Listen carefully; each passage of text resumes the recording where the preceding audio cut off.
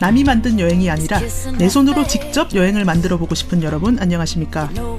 저는 시대가 원하는 새로운 여행, 미슐랭 미식여행 같은 아이템을 만들고 연구하는 미슐랭입니다. 오늘도 제 옆에는 새로운 여행은 혼자만 다니고 정작 공장식 여행 제품만 진행하는 라스트라다님 나와 계십니다. 안녕하세요. 공장장 라스트라다입니다. 네, 그리고 좋은 여행을 만들고 싶은 분들의 멘토, 여행 컨설팅 업계의 거장 오영수 대표님 나와 계십니다. 안녕하십니까, 오영수입니다. 네, 요즘에는 남이 만든 여행이 아니라 내 손으로 직접 여행을 만들어서 가보고 싶은 분들이 정말 많으신데 그런 강의도 하신다면서요? 네, 요즘 DIY라고 하죠. 여행도 직접 만들어서 가고 싶어 하시는 분들이 많으시고, 이왕이면 가족 단위 여행이나 뭐 연인들끼리 같이 갈 때 자기 손으로 일정도 짜고 하시고 싶은 분들이 많아서 그런 분들에게 어떻게 여행 일정을 짜고 준비하는지도 강의하고 있습니다. 그럼 여행 일정을 어떻게 짜라고 알려주세요?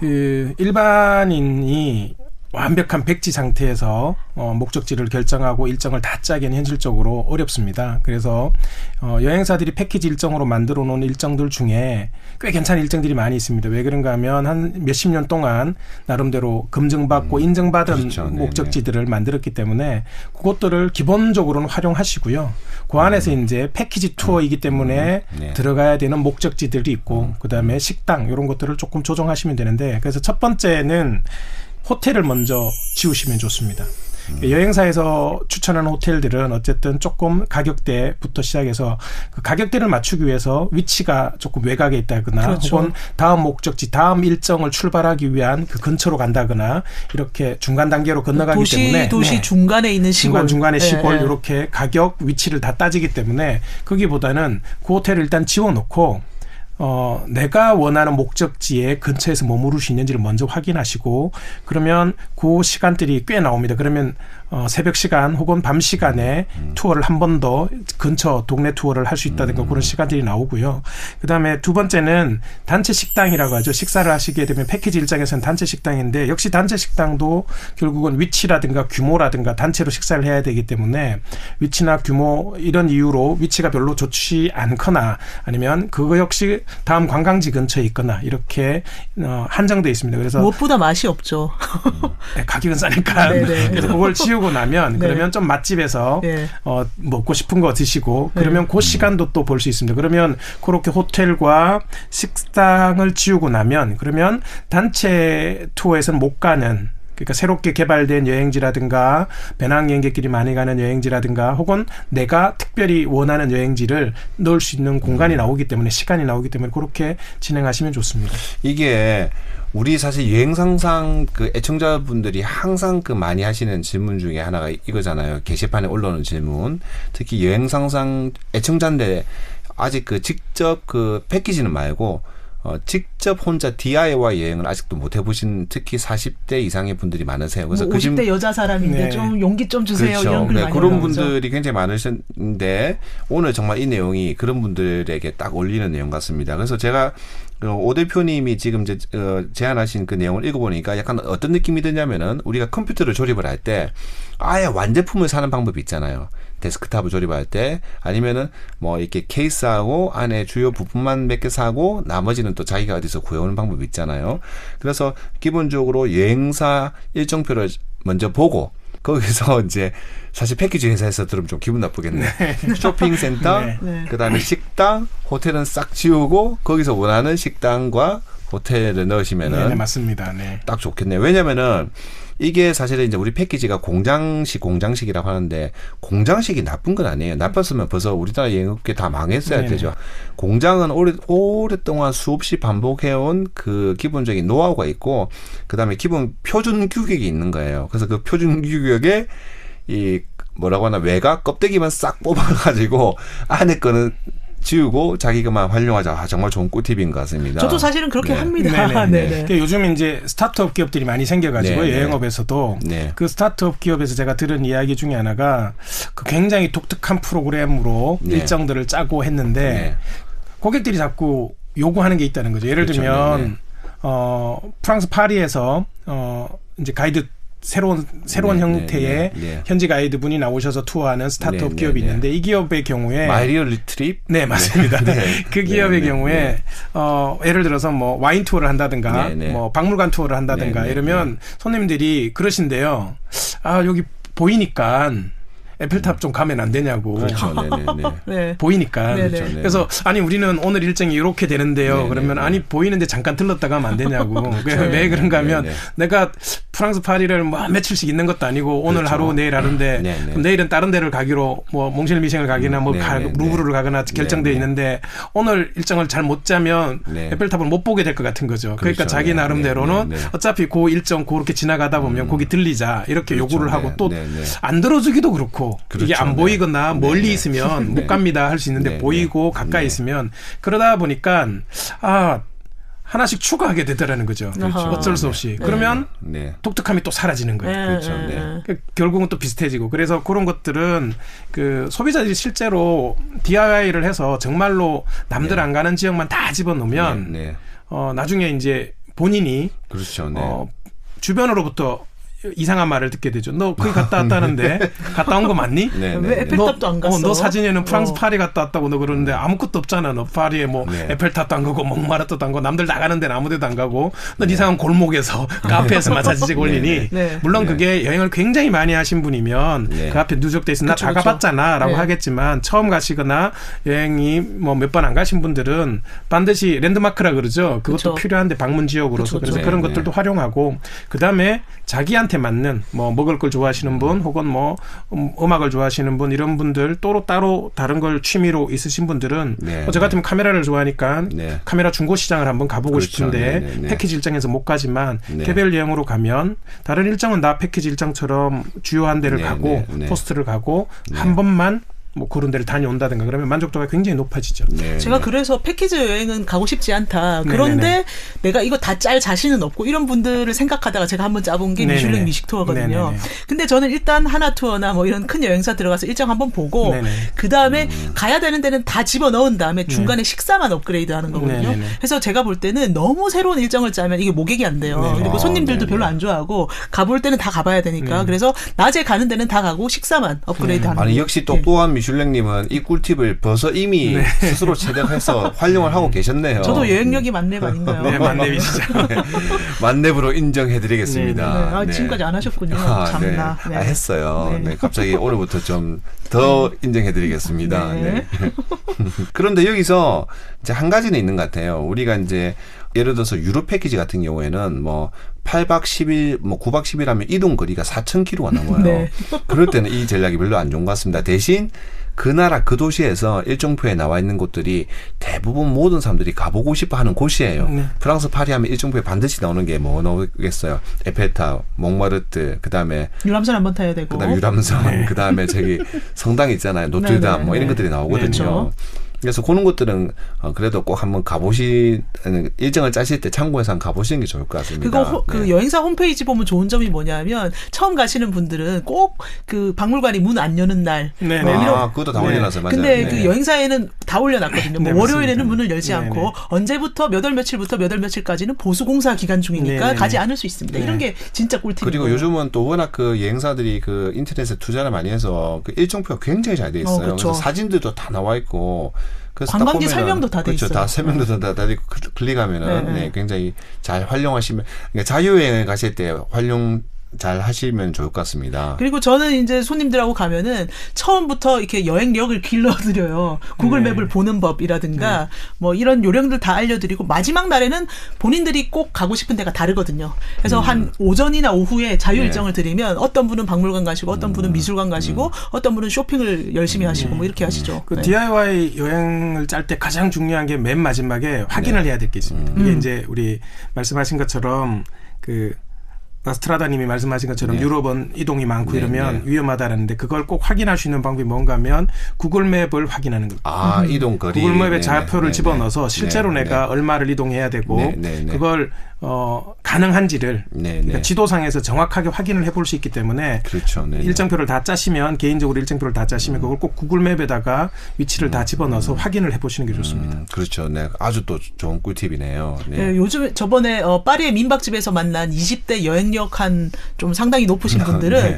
엑셀로 네네. 그 표를 다 만들어 오셨는데 네. 또 구글맵에 다 넣어가지고 네, 지하철은 네. 몇 호선을 어디서 네. 어떻게 갈아타고 이것까지 다 만들어 오셨더라고요. 네. 그리고 그걸 실천을 하시더라고요. 그러니까 너무 너무 그게 일정표에 매이면 이게 패키지거든요. 그렇죠. 근데 뭐 잘 하시더라고요. 네. 그런 이야기 많이 있잖아요. 저기 유럽의 그 렌트카 사장님들이 반납을 하면 네. 이건 한국 사람이 탄 거는 정확하게 안다고. 누가 탔는지 모르겠지만 다른 나라 사람은 모르는데 이건 누군지 모르지만 한국 사람이다. 보통 한국 사람들이 한 700km 정도 탄다 그러더라고요. 평균적으로. 왜 유럽 사람들은 보통 150에서 200km 렌트하면 하루에. 근데 우리는 하루에 700km씩 타거든요. 하루에 700km면 70km로 10시간 운전해야 되거든요. 이건 여행이 아니죠. 뭐 운전 연수간 것도 아니고. 막 도로공사 직원분들이나 이런 분들이 야, 이 도로 어떻게 닦였는가 이거 확인할 때는 그게 맞겠지만 우리는 마치 아직도 그러니까 젊은 친구들 역시 어떤 마인드를 가지고 있는가 하면 여전히 아직도 우리가 여행이 일상화 많이 가시지만 일상화가 안 돼 있어서 본인들 스스로도 언제 다시 와보겠어라는 어르신들의 마음을 젊은 친구들도 좀 가지고 있는 것 같아요. 그러니까 내가 일정을 참 타이트하게 짜고 그걸 다 수행하는 게 마치 그 과제를 수행하듯이 맞아요. 미션을 해결하듯이 내가 목표를 만들어놨으면 그 목표와 미션을 다 수행하면 뿌듯하고 빠뜨리거나 못하면 아쉬워하고 뭐 이런 것들이 있은 것 같아요. 그래서 굉장히 타이트하게 짜고 위험하게 짜고 그렇죠. 어렵게 짜는. 그래서 누가 더 같은 시간에 더 많이 달렸느냐, 더 많이 봤느냐, 더 많이 찍었느냐 이런 것들을 가지고 경쟁하듯이 하는 것 같아요. 그래서 일정하게는 SNS나 이런 것들의 영향이기도 하고요. 뭐 그런 말씀들 하시잖아요. 뭐 SNS는 나 말고 다 여행 중이다.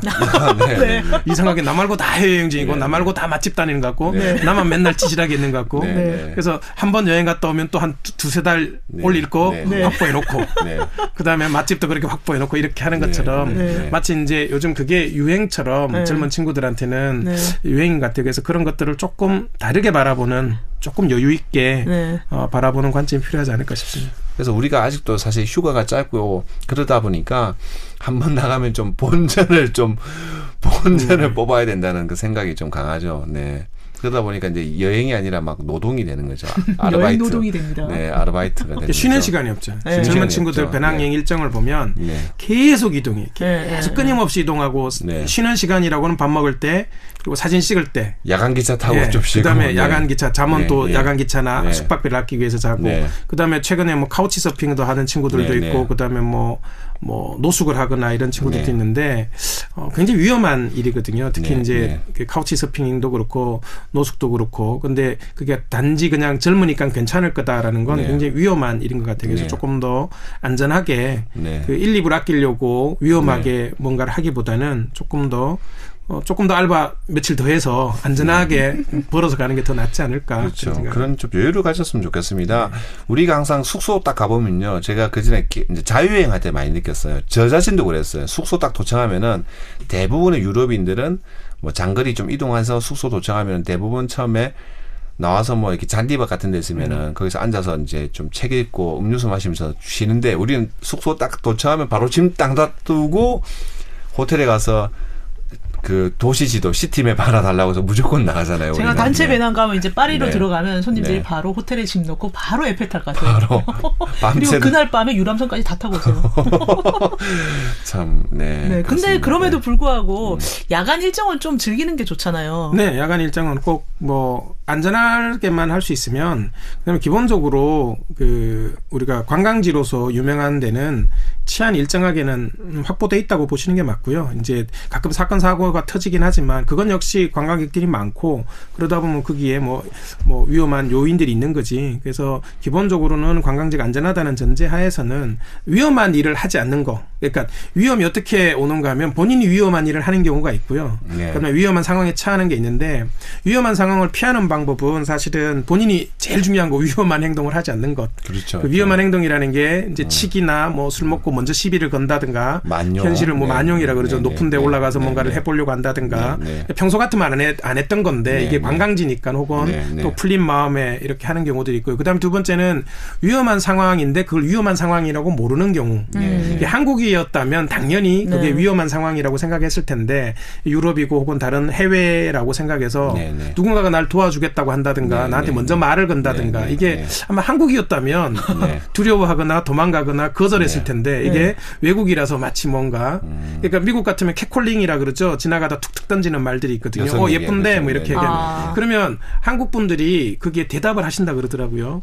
대답하면 안 되는데. 마치 대답해야 되는 것처럼 예쁜데 가면 땡큐 뭐 해야 되는 것처럼 예쁘다 했으니까 뭐 이런 거 예쁘다고 해줬으니까 땡큐 하고 지나가야 되는 것처럼 근데 응답하면 안 되는 것들인데 그런 것들이 사실은 자기를 위험에 노출시키는 것들이 있거든요. 그다음에 이제 어린애들에게 유괴당하지 않는 법을 알려줄 때 요즘에 이제 학교에서 바뀌었다 그래요. 교육 현장에서. 예전에는 뭐 아저씨 따라가지 마라 뭐 험상궂은 모자 쓴 이런 사람들이 뭐 마스크 쓴 사람들이 유괴범이라 그러는데 실제 유괴범들은 그렇진 않잖아요. 그래서 요즘에는 학교에서 현장에서도 교육을 어떻게 하는가 하면 아주 간단하게 교육한대요. 누가 됐던 어른이 내한테 먼저 도와달라 그러면 도와주지 마라. 그게 가장 위험한 거다. 어른들은 애한테 도와달라고 하지 않는다. 어른한테 도와달라 그러지. 그러니까 어른이 예를 들면 유괴를 하거나 뭘 애들한테 뭔가 잘못을 저지르는 사람들이 대부분 뭔가 하면 팔을 다쳤거나 다리가 아프다 도와줄래? 아저씨 좀 도와줄래? 아줌마 좀 도와줄래? 해서 애들을 유괴하거나 납치하거나 이런 것들이 많아요. 그러니까 애들한테 뭐를 가르쳐야 되는가 하면 어른은 너한테 도와달라 그러지 않아. 그러니까 네가 도와주지 않아도 되고 어른이 너한테 도와달라 그러면 그거는 잘못된 상황이야. 도망가. 혹은 어른을 데리고 와. 더 어른을 데리고 와서 도와주게끔 하는 게 맞다. 근데 애들은 학교에서 늘 배우기에 착하게 살아라. 그렇죠. 남을 도와줘라 배웠기 때문에 도와주려고 하거든요. 그래서 그걸 가리키는 것처럼 여행에서도 좀 마찬가지로 봅니다. 누가 먼저 나한테 와서 내가 도움을 요청하지도 않았는데 도와줄까? 너 여행 왔니? 내가 뭐 해줄까? 이런 경우는 글쎄요. 본인이 외모가 뭐 연예인급이 아니면 거의 벌어지지 않는 일인데 마치 외국에서 벌어지면 그건 자연스러운 일인 것처럼 범죄에 노출됐을 수도 있거든요. 그런 것들은 조금 조심해야 될 것 같습니다. 네, 이게 참 어려운 것 중에 하나가 이제 현지에서 선의와 그다음에 그런 이제 선의를 가장한 악의를 참 파악하기가 굉장히 어려워요. 근데 좀 보수적으로 생각하면은 누가 나에게 그런 좀 호의를 베풀 때는 항상 특히 내가 밖에 있을 때 특히 혼자 여행을 할 때 특히 아무래도 여성의 경우에는 조금 한 번 더 생각을 해보는 게 좋지 않을까 싶습니다.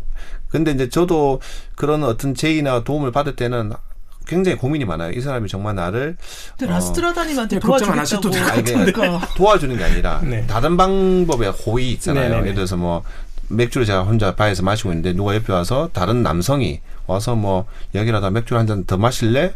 하면은 그전에는 아무 생각 없이 마셨는데 이제 지금은 이제 이 사람이 왜 나한테 맥주를 처음 보는 사람인데 외국인이 나한테 왜 맥주를 사려고 할까? 여러 가지 이제 생각을 하죠. 그래서 요즘은 그냥 괜찮습니다. 지금 오늘은 여기까지 스톱 한다고 좀 몇 번 방송에서 말하기 어려운 하여튼 여러 가지 사건 사고들도 저는 많이 보고 실제로 이 방송에서 말을 안 하는 이유가 그런 일들이 너무 안 좋은 일들이 많았어요. 그리고 또 그러다 보니까 하여튼 굳이 이제 그렇게 호의가 있으면은 정말 그런 게 아니라면 가급적 안 받는 게 좋더라고요.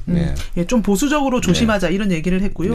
오 대표님이 또 기획력과 알선력과 안내력을 가져야 된다 이런 말씀도 하시죠. 이게 이제 여행사의 원점이기도 하지만 개인도 저는 마찬가지로 보거든요. 개인도 그냥 DIY라고 해서 그냥 패키지를 불신하니까 내가 다 만들겠다보다는 내가 어떤 이 아이템을 어떻게 가져갈 거냐. 이게 가족 여행이거나 혹은 친구 간에 가더라도 이 여행을 내가 직접 짜야 되는 목적이 뭐냐, 가치가 뭐냐를 먼저 결정하는 게 기획력이고요.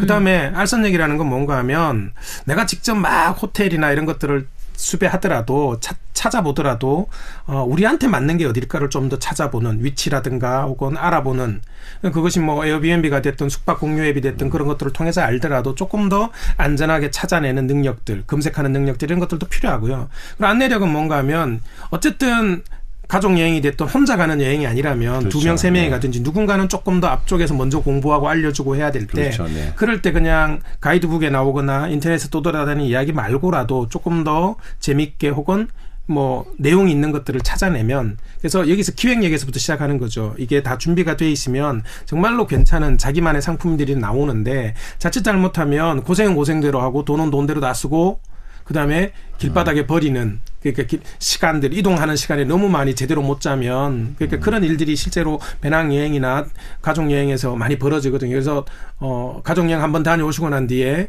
그 짰던 분들이 그렇죠. 다시는 가족여행을 못 가고 무조건 패키지로 가야 되는 그런 일들도 벌어지는 맞습니다. 것처럼. 저 가족여행 갔다 와서 그 너무 후회하는 분 많이 봤어요. 네. 왜냐하면 젊은 분 생각에는 자기 위주로 생각하는 거예요. 자기가 가고 싶은 거 다 집어넣고 막 굉장히 빡센 일정을 짰는데 어머니 입장에서는 얘가 왜 이렇게 쓸데없는 데 가서 돈을 쓰나 왜 이렇게 식사는 비싼 거라나 호텔도 쓸데없이 비싼 데 자고 그러니까 갔다 와서 이제 점점 사이가 벌어졌다가 한동안 안 만나기도 하고 그런 거 짤 때 팁이 뭔가 하면 어머니나 부모님한테는 가격을 속이셔야 됩니다. 예. 꿀팁이네요 진짜. 보통 영 하나 빼도 달러에서 영 하나 빼도 어머니나 이런 분들은 비싸다고 느끼시거든요.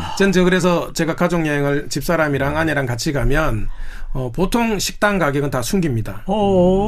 제 집사람이 굉장히 알뜰해서 뭐 일본 같은 데 가도 10,000원 이상. 근데 10,000원 이상 안 되는 게 없거든요. 그렇죠. 근데 안 먹으려고 그래요. 그 가격을 먼저 알려주면. 그래서 뭐 거짓말을 좀 하죠. 저는 예를 들면 예전에 여행사 직원일 때 뭐가 있어서 여기 할인을 받았다. 말도 안 되죠. 말도 안 되지만 그렇게 해야 제 집사람이 이제 좀 받아들이고요. 그다음에 뭐 항공료라든가 호텔료도 때로는 좀 이렇게 때로는 속이기도 하고. 그래서 그러면 친구나 그 자녀들한테는 또 뻥튀기 해야 되는 건가요? 아빠가 너를 위해서 이렇게 비싼 거를 사주고 있다. 막 아니 비싼 거 다 안 좋아하더라고요. 그래요? 다들 부담스러워하니까 오히려 싸게 왔다. 그게 자기들한테도 뿌듯해하는 것 같고요. 그래서 그런 것들이 조금 있습니다. 그래서 이게 기획 알선 안내력이 여행의 원점 이게 그 맞는 게 아까 그 경작의 3요소처럼 토지 자본 노동이잖아요. 네. 근데 이제 기획은 뭐냐면 여행사에서 코스를 다 짜주는데 이제 혼자 여행을 가면 직접 이제 코스를 다 짜야 되고 알선이라고 하면 좀 안 와닿을 수가 있어요. 수배예요. 그러니까 혼자서 그때 항공과 이제 그다음에 현지 숙소를 이제 찾으셔야 되고 그다음에 안내력이 뭐냐면 이제 여기서 이제부터는 혼자 하는 여행이니까 혼자가 셀프 가이드가 돼야 되는 거예요. 근데 혼자 떠나면 괜찮은데 가족여행이라든지 친구끼리 뭐 적어도 한 4-5명이 떠나면은 그때는 이제 이 기획을 짠 사람이 진짜 가이드까지 해야 되거든요. 그쵸. 부담이 엄청 심하죠. 자기가 여행을 못 즐기죠. 그리고 막 싸우고 오는 경우 서로 만족을 못하고 막 서로 가족여행을 갔다가 오히려 불화가 생겨서 오는 경우가 너무 많이 많죠. 봤어요. 네. 그래서 이것이 이제 여행의 원점이니까 항상 뭘 잡으실 때 처음에 뭐 지역도 중요하고 코스도 중요하지만 이 3가지 기본 포인트를 절대 잊지 않는 게 굉장히 중요할 것 같습니다. 네, 그러면 이런 거를 유념을 해서 이제 나름의 개인 패키지를 만들 수가 있는데 그 오 대표님은 꽃보다 할배 같은 그런 형태의 여행 되게 좋아하시나 봐요. 네, 꽃보다 할배가 사실은 패키지 상품이거든요. 네. 많은 분들이 꽃보다 할배나 뭐 누나 이런 시리즈를 보고 그러니까 시니어 분들이 나도 배낭여행을 저렇게 가보겠다라고 하는데 꽃보다 할배의 화면 뒤쪽에 70여 명의 스태프들, 뭐 몇십 명의 스태프들이 수많은 스태프들이 있잖아요. 그렇죠. 이게 완벽하게 패키지의 모습입니다. 그렇죠. 여행사 패키지는 어떤 건가 하면 스태프들이 같이 가진 않지만 미리 준비해 놓은 거죠. 미리 다 준비해 놓고 일정을 다 짜놓은 것들이 패키지 상품이고요. 배낭여행이나 개별여행은 꽃보다 할배와 같은 그런 느낌은 아니죠. 그거는 그래서 미래 패키지가 저는 꽃보다 할배 같은 그런 게 되지 않을까. 그러니까 어르신들이 가더라도 조금 더 일정에 쫓기고 모든 것이 딱 짜여져 있는 게 아니라 때로는 조금 여유 있게 때로는 뭐 타이트하게도 하더라도 전체적으로는 내가 통제할 수 있고 내가 조절할 수 있는 것들이 조금 더 많아지는 그런 여행이 아마 패키지의 미래가 되지 않을까. 그래서 저는 꽃보다 할배들을 조금 더 패키지적 관점에서 조금 더 들여다보면 괜찮은 일정들이 혹은 여행 상품이 나오지 않을까 그렇게 생각하고 있습니다. 네, 근데 그렇게 되려면 이제 단체가 좀 더 이제 더 작게 쪼개져야 되겠고, 이제 순간적으로 좀 즉흥적인 변수를 받아들일 수 있는 분들 위주로 뭐 아는 지인들, 그 다음에 뭐 코스도 반드시 얽매이지 않고 이렇게 하면 그 대신 또 마지막에 상품가가 좀 올라갈 것 같아요. 그렇죠, 상품 많이 올라갑니다. 항상 우리 일반인들이 이해 못하는 게 그렇죠. 자유여행이 요즘 여행사에서도 보면은 자유 일정이 있는 상품이 있거든요. 하루는 자유예요. 프라하에서 하루 자유, 비엔나에서 자유, 나머지는 패키지. 근데 이게 왜 프라하 점심 저녁도 다 주고 비엔나 점심 저녁보다 다 주는 것보다 왜 이게 더 비싸냐? 뭐라고 대답하세요? 참 참 대답하기 어렵죠. 그래서 저는 항상 그렇게 이야기합니다. 네. 자유가 원래 비싼 거라고. 네네네. 사실이잖아요. 네. 근데 또 하루만 그렇게 자유가 들어간 거면 뭐 그나마 네. 수긍할 수 있다고 네. 치는데 네. 스페인 뭐 8박 10일 상품 이런 게 막 150만 원 이렇게 하잖아요. 네. 근데 그 단체 배낭을 가면 막 상품가가 300만 원 해요. 거기다가 먹고 돌아다닌 거 또 네. 돈 네. 따로 내야 돼요. 네. 그러니까 너무 차이가 나잖아요. 예. 이런 거 뭐라고 대답을 해야 될지 참 난감해요. 근데 항상 그거는 있죠. 이제 마지막 대표님이 말씀하신 것처럼 총 비용인데 사실은 이제 그 어쨌든 우리나라의 그 패키지 여행은 이제 저가로 그 모객을 하면은 반드시 어떤 형태든 현지에서 비용을 맞습니다. 다시 충당을 해야 돼요. 그런데 자유여행은 그 충당할 기회가 없잖아요. 그래서 저는 항상 그 자유에 얘기하는 대한 게 비용인 거죠. 쇼핑과 네. 옵션 안 하시잖아요. 그리고 네. 더 네. 자유롭게 즐기시고 뭐 어쩌고 네. 저쩌고 네. 얘기를 하는데 네. 네. 그래도 근본적으로 이 얘기를 좀 못 하시는 것 같아요. 그렇죠. 패키지 상품이 어떤 의미에서 참 잘 만들어진. 그렇죠. 저는 오히려 여행 상품에서 패키지가 굉장히 그 우리나라에만 있다 혹은 뭐 몇 나라 없다라고 네. 하겠지만 우리나라의 특징이다라고 하겠지만 네. 저는 굉장히 잘 만들어진 상품 같아요. 네. 그런데 그것들을 어떻게 활용하느냐 네. 혹은 네. 그것들이 좀 너무 그 쇼핑이라든가 옵션이라든가 이것들이 안 좋은 네, 쪽으로 네, 흘러가서 그렇지 네, 충분히 경쟁이 있는 상품일 수 있는데 네. 그것들을 너무 안 좋게 쓰고 있는 것 같아요. 그래서 저는 아까 말씀하신 것처럼 자유여행에서 수백만 원 하는 것들을 패키지에서 반값 이하로 나눠 가진다면 그럼 그 안에서 조금 더 조절하고 쇼핑이라든가 이런 것들에 대한 여유를 가진다면 충분히 경쟁이 있는 의미 있는 네, 그러니까 네. 규모의 경제라고 하죠. 그렇죠. 여러 명이 가치감으로 네. 인해서 떨어뜨리는 금액들 이런 것들이 있으니까 그래서 그 안에서 오는 그 경쟁력들이 있는데 그것들을 조금 더 간과하고 있는 것 같아서 좀 안타깝습니다. 네, 네. 그리고 150만 원 하는 상품은 뭐 전체 인원이 한 30명 정도, 뭐 네, 심할 네. 때는 40명 이러는데 네. 단체 배낭은 맥시멈이 15명이거든요. 단체 그렇죠. 배낭은 뭐 버스나 아니면 기차를 타고 다녀야 되는데 수십 명이 동시에 이동할 수가 없어요. 근데 버스는 한 버스 안에 뭐 40명까지 들어가니까 그래서 가격 차이가 그렇게 많이 날 수 있는 거이기도 하죠. 그렇죠. 왜냐하면 기차는 한 티켓을 끊어야 되잖아요. 근데 40명이면은 40장을 끊어야 되는데 버스는 15명이 타나 40명이 타나 한 버스로 그렇죠. 이렇게 돌아갈 수가 있으니까. 네. 네. 네, 그 다음에 이제 또 예약을 한번 어떻게 하나 얘기를 해봐야 될 것 같은데, 오 대표님 어떻게 얘기하세요? 항공 예약이나 저는 특별히 이제 호텔 예약들은 그러니까 항공 예약에서 제일 많이 하는 실수들이 일반 분들이 1,000원, 2,000원을 따라다니세요. 아, 네. 조금 더 싸다, 조금 더 싸다. 네네. 저는 그거보다는 그냥 평소 예약하던 데서 예약하고 마일리지를 챙기거나, 뭐 보너스를 챙기거나, 뭐 회원 할인을 받거나 카드 할인을 받거나 그게 훨씬 더 유리하다. 대신에 맨 시작하기 전에 OTA라고 하죠. 글로벌 OTA 스카이 스캐너나 이런 네, 것들을 네. 통해서 전체적으로 가격대가 얼마 정도 평균적으로 되는지를 확인하시면 되고요. 그 다음에는 그냥 평소 거래하던 데 가서 하시면 되고요. 그 다음에 이제 도대체 뭐가 싼지를 모른다는 거죠. 왜 그런가 하면 사람들이 어떤 분은 유럽을 방송에 나온 분들이 뭐 50만 원에 유럽 상품을 항공권을 예약했다. 어떤 분은 뭐 비즈니스를 75만 원에 예약했다. 뭐 이런 자기 성공의 경험들을 얘기하니까 나가 제일 싸게 받는 게 125만 원, 130만 원인데 네. 그러니까 나도 50만 원짜리를 해야 될 것 같고 막 찾아다니시는 거죠. 없는데 아니 좀 더 기다리면 더 좋은 게 나올 것 같은데 그렇게 계산하지 마시고 저는 이제 그 강의를 할 때는 그렇게 말씀을 드려요. 그러면 항공권의 적정 가격은 얼마일까? 시간당 10만 원이라고 생각해라. 유럽 같으면 12시간이면 120만 원 선이면 왕복 네, 기준으로, 왕복 기준으로 네, 적정하다. 그거보다 한 2, 30만 원 싸면 진짜 싸게 나온 거고 그거보다 좀 더 비싸지면 이거는 좀 더 성수기 요금이구나 하면 된다. 근데 그거 반값 이런 거를 기다리면 안 된다는 거죠. 그건 아주 특별한 케이스에 근데, 한두 장 나오는 거지. 걔가 일반적인 논은 아니거든요. 그렇게 접근하시는 게 좋을 것 같습니다. 거기에 한 가지 덧붙이자면은 이제 왕복 기준이고 그다음에 우리 네네네. 그 직항 기준이고 직항 기준이죠. 네, 우리 국적기 기준 말씀하시는 네네네. 거죠. 대한항공, 네네네네. 아시아나 물론 이제 그 경유의 외항사는 좀 더 거기서 뭐 여러 가지 이제 싸잖아요. 들어가면 네, 싸지는데 네, 이제 네. 기본적으로 고객 기준 가격을 네, 그러니까 네. 본인이 이게 얼마 정도 한다라는 걸 알고 있는 거하고 그냥 싼 것만 찾아다니면 나중에 가면 이제 나중에 결제단에 가서 네, 이제 네. 결제하고 난 뒤에 알게 되죠. 야 이게 1박을 해야 되는구나. 근데 시간을 보면 항공 시간이나 이런 것들 경유지에서 10시간 기다리는구나. 네. 저 12시간 기준은 굉장히 기다리고. 좋은 것 같아요. 네네. 왜냐하면은 요즘 이제 스카이스캐너 같은 데 보면 진짜 미끼 상품이 있어요. 최저가를 내놓는데. 맞습니다. 근데 그런데 잘못 들어가면 우리 대표적인 사기 당하거든요. 저도 딱 한 번 당했잖아요. 어떤 거죠?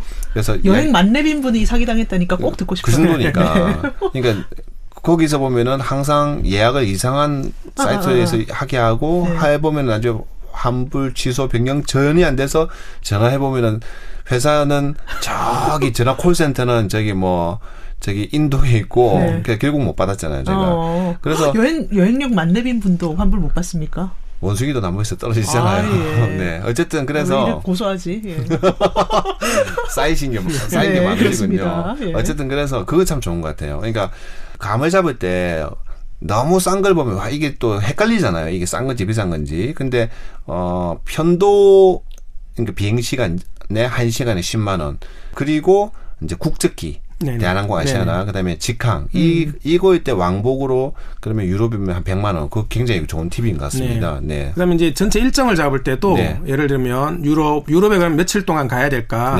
어떤 분들은 뭐 일주일이면 충분하다. 어떤 분들은 아니지 2달 3달 있어야 된다라고 할 때 물론 자기 체력이나 여행력에 따라서 달라지겠지만 기본적으로 전 역시 비행 시간 1시간당 1위를 추천합니다. 이 공식 너무 좋은 것 같아요. 최소. 그래서 좋네요. 유럽은 12시간 정도 하면 최소 12일은 체류하는 걸로 그래야 온 투자 금액 대비 시간 이런 것들을 따졌을 때 나름대로 보고 돌아갈 수 있고 그다음에 그걸 2배를 넘어서는 건 권하지 않습니다. 저 유럽에 3박 5일 갔다 오시는 분들 보면 가슴이 찢어집니다. 예. 그러니까 4박 6일 뭐 이렇게 한두 나라 보고 그리고 본인은 또 유럽 다녀왔다 이렇게 하고 그리고 또 그 일정에 또 3개국 다 가시거든요. 그러니까요. 4박 6일 3개국 다 가서. 아니 오늘 제가 여행 만렙인데 오 대표님께 배운 게 그래서 홍콩은 한 3시간이잖아요. 그럼 홍콩은 한 3박 5일.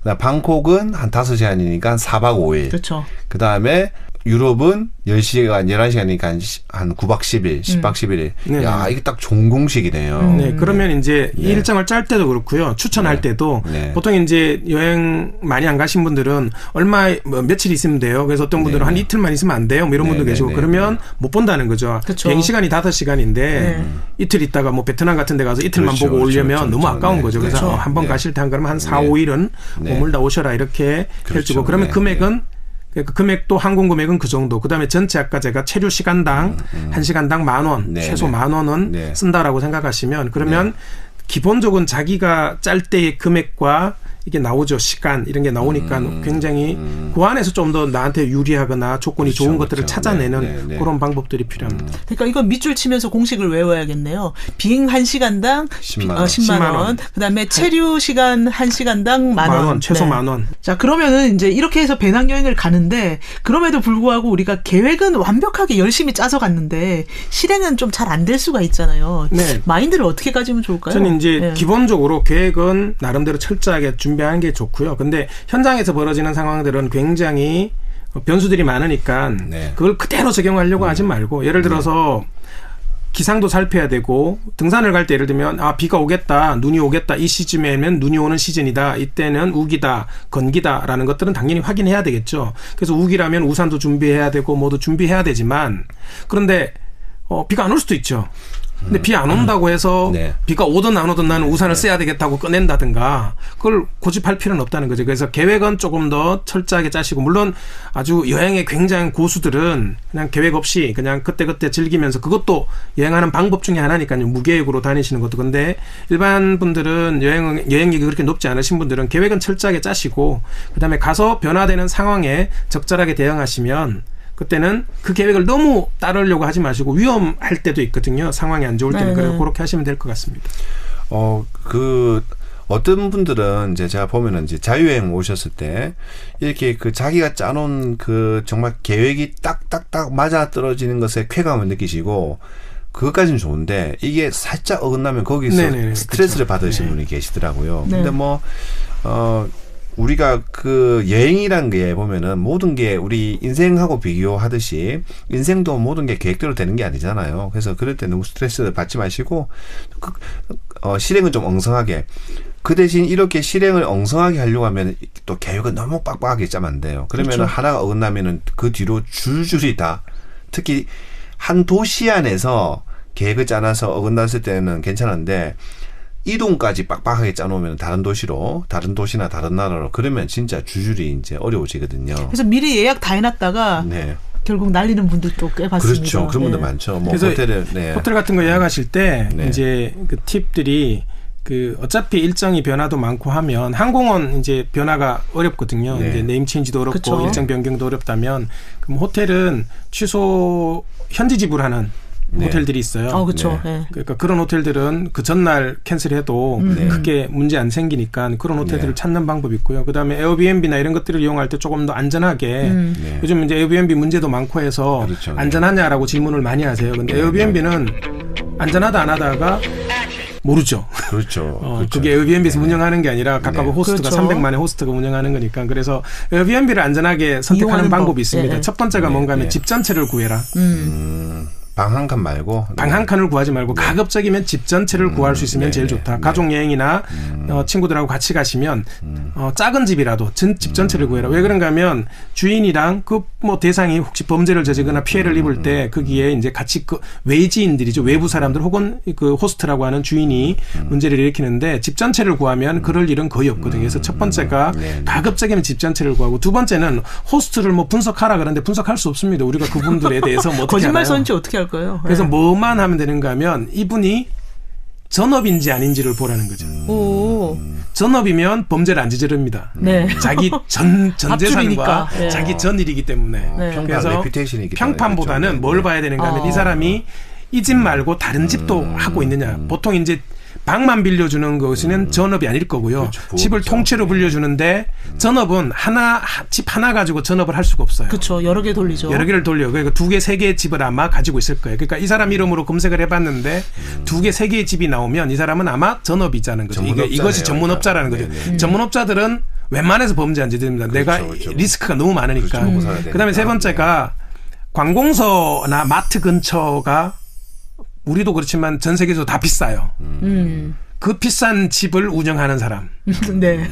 그 역시 마찬가지예요. 네. 내가 잃는 게 너무 많기 때문에 범죄로 얻게 되는 수익이나 네. 혜택보다 잃는 게 너무 많기 때문에 그것만 지키시면 되고 그다음에 이제 마지막으로 여성분들은 연박을 길게 하지 마라. 오, 왜요? 3박 미만으로 잘라서 2번 같은 도시에 있더라도 옮겨라. 왜 왜요? 그런가 하면 네. 이게 범죄자들의 특징이기도 한데 아. 보게 되는 거죠. 네네. 이 사람의 관찰을- 생활 습관. 네. 술을 좋아하는구나. 네네. 몇 시쯤에 들어오는구나. 몇 시쯤에 나가는구나. 그다음에 나 누구랑 맞구나. 이게 가방 어디에서 지갑을 꺼내더라. 보이는 거죠. 저런 게 이제 돈이 많아 보인다거나 그냥 처음에 왔을 때는 모르는데 한 일주일, 2주일 이렇게 머무르면 한 곳에 연박을 오래 하면 장기간 머무르면 그래서 가급적 3박을 넘지 마라. 그러면 그런 범죄로부터 조금 피해 갈 수 있는 팁이 될 것 같습니다. 꿀팁이네요. 오 대표님은 여행하는 게 등산이랑 비슷하다고 이런 말씀도 자주 하시더라고요. 예. 우리가 이제 우리나라 분들이 예전에 이제 등산을 하면 그 등정주의라 그러죠. 얼마나 급하게 끝까지 정복했느냐. 올라가야 된다. 그래서 제가 예전에 어렸을 때는 야 우리나라 등산이 대단한가 보다. 네. 전 세계에서 뭐 아이베레스트 14자 등정 뭐 네. 남극 북극 히말라야. 다 뭐 네, 네, 극지 네, 육극지 네, 다 네. 등정 이런 게 한국인 최초 전 세계 두 번째 첫 번째 이래서 대단하다고 생각했는데 나중에 확인해 보니까 이 등정주의를 여전히 우리가 많이 신봉하고 있기 때문이구나. 이게 등정주의라는 게 정복이죠. 네. 나는 몇 개의 산을 정복이 올랐다. 목표인. 네, 정복. 예. 이게 그러니까 여행도 똑같은 것 같아요. 등정주의처럼 여행하는 분들이 많으세요. 아직은. 찍고 스탬프 가고 찍고 내가 어느 예. 나라 왔다 갔고 언제 출국했고 내가 며칠간 갔고 몇 나라를 갔고 아니 어디를 라스칼님도 가봤다. 그러시잖아요. 맨날 나 몇 나라 가봤어. 너 가봤어? 이렇게 물어보시잖아요. 그건 다른 거죠. 왜냐하면은 이 등정주의, 등로주의는 사실은 이제 등산에서 중요한 개념인데 우리나라에서 등산하시는 분들 중에 보면은 지리산에서 종주를 보통 일반인들은 지리산 종주를 3박 4일 정도 하거든요. 근데 이거를 1박에 심지어는 네, 그렇죠. 무박으로 달리시는 그다음에 잠 안 자고 네, 잠 안 자고. 네. 잠 안 자고 왕복을 하시는 분들이 계세요. 네네네. 우리가 그 다음에 또 자전거를 타보면은 서울에서 부산까지 이제 자전거 타고 가는 그 순례길하면 무박으로 가시는 분들 계시죠. 그것도 보면은 그냥 좀 천천히 즐기면서 가면 되는데 주위 것들을 아무것도 안 보고 오로지 뭐 저는 그것도 나쁘지 않다고 생각을 해요. 뭐 스포츠라고 생각하면. 네네네. 근데 문제는 여행은 스포츠가 아니잖아요. 네, 물론 맞습니다. 저도 이제 개인적으로 한 100개국을 넘다 보니까 약간 욕심이 나더라고요. 100개국이 되니까 이제 그래도 100개국은 한번 가보고 싶다. 기록을. 근데 저는 제가 생각하는 여행은 뭐 이게 목적이 이제 스포츠나 기록이 아니기 때문에 여기에 이제 연연하다 보니까 하면 이제 본질을 잃어버리죠. 막 그래서 막 나중에 여행이 행복하려고 가는 건데 즐기려고 가는 건데. 뭘 보고 왔는지 네네. 모르고. 그쵸. 네, 그렇습니다. 그래서 이제 등정주의에서 등로주의로 우리 가야 여행 되지 문화도 않을까? 가야 되지 예, 않을까. 이제는 좀 뭘 깨닫고 올 건가. 뭘 느끼고 올 건가, 뭘 네. 배우고 올 건가, 네. 뭘 승찰하고 올 거냐, 자기에 대해서 돌아볼 거냐 이렇게 남들하고 다른 느낌, 깨달음 이런 것들을 얻을 수 있는 곳이라면 꼭 뭐 거기가 아니더라도 장소는 어디라도 괜찮을 것 같아요. 여행력 만렙인 라스트라다님 네. 이거를 위한 꿀팁 같은 거 혹시 있으세요? 우리나라 분들이 이제 유럽 가서 이런 이야기를 많이 해요. 유럽 사람들이 너무 불친절하다. 그러니까 항상 나오는 이야기가 그거든요. 인종차별. 네. 근데 그건 어떻게 생각하세요, 미슐랭님은? 네. 아, 저요? 네. 네. 저는 좀 인종차별이 아닌 경우가 훨씬 네, 많고요. 훨씬 많죠. 네네. 그러니까 요즘에는 인터넷에도 많이 올라오는 정보인데 네네. 일단 유럽에서는 그 직원한테 인사를 먼저 해야 되잖아요. 저는 그게 항상 예의잖아요. 먼저 합니다. 네네. 근데 그걸 하지 않고 무표정하게 컵라면 갑자기 들이대면서 핫워터 플리즈 이러는 경우 너무 많아요. 그게 되게 중요한 거예요. 네. 첫 번째가 뭐냐면은 우리가 현지에 가서 현지 여행을 즐겁게 하기 위해서는 현지 문화를 알아야 되는데 우리나라 분들이 가장 안 하는 게 있어요. 인사. 인사도 있지만은 감사합니다는 표현을 절대 안 해요. 우리는. 그러니까 핫워터라고 이야기하지. 네. 커피 원 언어가 안 통해서 그게 아니라 뒤에 땡큐를 안 해요. 플리즈. 근데 저도 사실 안 했는데 저는 예전에 이제 영국 친구들하고 아프리카 그 집차 여행을 한 2주 하다가 저는 그때 영어를 잘했어요. 네. 근데 어느 날 갑자기 깨닫게 된 게 이 영국 친구들은 항상 저한테 이야기를 할 때 플리즈와 땡큐를 붙이는데 저는 플리즈와 땡큐를 안 붙이는 거예요. 그래서 그 뒤로 이제 저는 습관이 돼가지고 모든 나라 문화권에 가면은 항상 땡큐, 플리즈에 해당하는 말을 하거든요. 두 번째는 하나 더 있죠. 특히 유럽에 가면은 우리가 팁을 안 주잖아요. 네네. 저는 항상 거기서 마지막에 계산할 때 10%를 더 얹어줘요. 근데 이 10%가 중요한 게 뭐냐면은 그래서 맥주가 3.5유로잖아요. 그러면은 한 4유로를 줘요. 그러면 웨이터들은 절대 그냥 안 챙겨요. 유럽 웨이터들은. 항상 잔돈을 주려고 하면은 it's okay. 하면 대부분 이 사람 우리 문화를 아는구나. 오케이. 그럼 바이바이 하는데 3.5유로 3.5유로를 다 챙기거나 아니면은 막 잔돈 10센트, 20센트 딱 해가지고 동전으로 3.5유로 딱 만들어주면 그 사람은 내가 모독을 받았다고 생각하거든요. 그러면 얼굴이 확 굳어버리면서 탁 이래버리면은 갑자기 우리는 인종차별 당했다 하는 생각이 있거든요. 그러니까 인종차별이라고 말하기 전에 그 사람들 네. 문화를 좀 더 알고 예의를 지키자. 첫 번째는 네. 그거예요. 오픈마인드. 두 번째는 please와 thank you. 항상 그거. 그 다음에 마지막에는 팁을 좀 주시는 게 좋습니다. 팁에 네. 대해서 제가 한 말씀 드리자면 네. 왜 아직도 1유로 1달러를 주라고 하는지 모르겠어요. 50년 전 이야기인데 네. 유일하게 1달러 테이블 팁 혹은 방에 네. 룸팁 1달러 주는 네. 사람은 한국 사람밖에 없다 그러잖아요. 그렇죠. 네. 왜 여행사에서 늘 그렇게 가르쳐요. 네. 1달러만 주면 된다고. 네. 50년 전 이야기거든요. 50년 전에 1달러 주면 됐어요. 1달러 많이 주라고 한 건 아니고. 그러니까 아닌데 다들 1달러 주면 되는데 더한 거는 네. 여행사나 뭐 가끔은 네. 뭐 그런 인솔자분들도 네. 물론 네. 고객들 돈을 아껴주기 위해서 그렇지만 환율이 1달러보다 이게 비쌀 때는 뭐 한국 돈 1,000원 줘도 된다. 그건 동남아는 그렇고. 예, 그러니까 유럽은 1달러 줘도 그렇지 된다 하면서 않죠. 1달러를 자꾸 강요하세요. 그게 사실은 50년 전 이야기거든요. 30년 전, 40년 전, 50년 전에 여행 가면 우리랑 문화가 달라서 팁을 줘야 됩니다. 그러면 지금은요? 어떻게 변한 거죠? 더 줘야죠. 지금도 1달러죠, 근데. 근데 우리는 그냥 팁은 1달러만 주는 거라고 생각하시는지 계속 1달러를 주세요. 제가 그래서 그 외국의 호텔에 네. 지배인 하시는 분한테 네. 여쭤봤더니 청소하시는 분들도 안 넣은 거죠. 여기 한국 사람이구나. 1달러 있으면. 1달러 그럼 있으면 외국 사람들 얼마나요? 5불. 뭐 유럽에 오면은 보통 사람들이 방에 자면은 한 사람당 한 2유로 정도 놓거든요. 보통 2명이잖아요. 네. 트윈이면은 4유로가 없으면 보통 한 4달러, 5달러 정도 놓고 가요. 외국인들, 특히 미국인들은. 네. 근데 우리는 방당 1달러. 그러니까 1달러. 그 다음에 가방도 1달러 하다 보니까 얽매일 필요 없습니다. 여행사에서 왜 아직 1달러라고 이야기하냐면은 1달러부터 주시면 됩니다라는 이야기인데 우리는 대부분 1달러만으로 받아들이죠. 네, 그렇죠. 이제. 오 대표님이 나오시니까 우리가 참 여행에 대해서 많이 배울 수가 있는데 다음에 또 나오셔서 여행 비법도 전해주시고 여행 트렌드도 전해주시고 또 언젠가는 한번 우리나라의 여행 산업의 구조 이런 것도 알면은 이 좀 여행을 잘 하는데 도움이 될 것 같은 생각도 있어요. 네, 불러주시면 언제든 오겠습니다. 더 궁금하신 이야기들은 페이스북이나 블로그에서 검색해서 팔로우하시면 더 많은 정보들 전달해드리도록 하겠습니다. 네, 오디오 클립 게시판에 오영수 대표님 오시기 전까지 질문도 많이 남겨주시고 오늘 들었던 얘기에 대해서 뭐 경험담 이런 것도 알려주시면 좋겠습니다. 네, 오늘도 청취해주신 여러분께 감사드리고요. 다음번에도 쪽집게 과외로 찾아뵙겠습니다. A strange little creature You chase her and miss her till one day you find her waiting there by your side. This is my time.